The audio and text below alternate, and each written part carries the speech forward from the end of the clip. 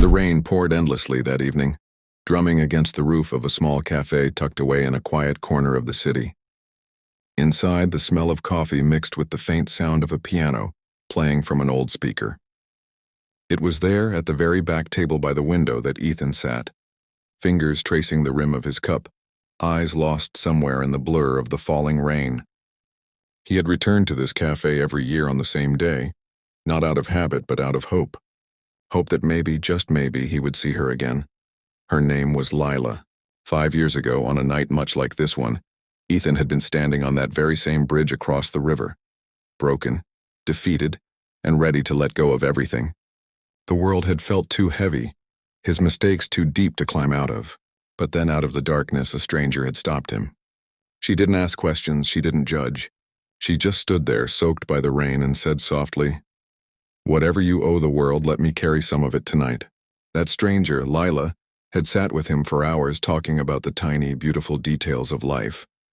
How the sunrise always came, how music could heal, how even broken things could be mended. By dawn, Ethan had promised her one thing, that he would live. That he would find a way to repay her for the life she'd given back to him. But she disappeared before he could even learn her last name.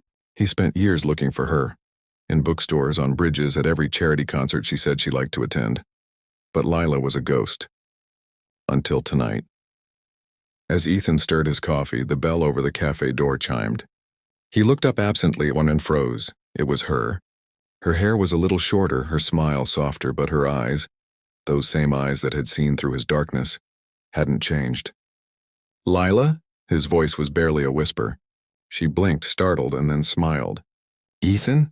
The world seemed to stop. Rain fell outside, but the space between them filled with warmth.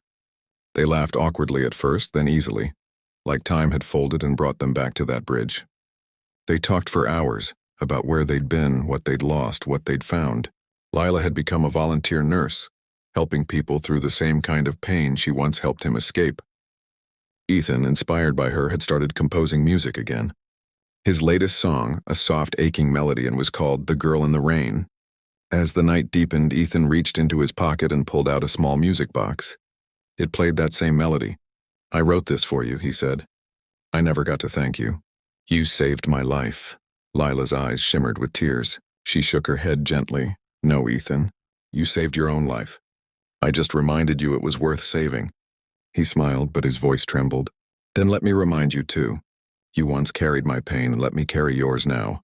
For a moment, neither spoke.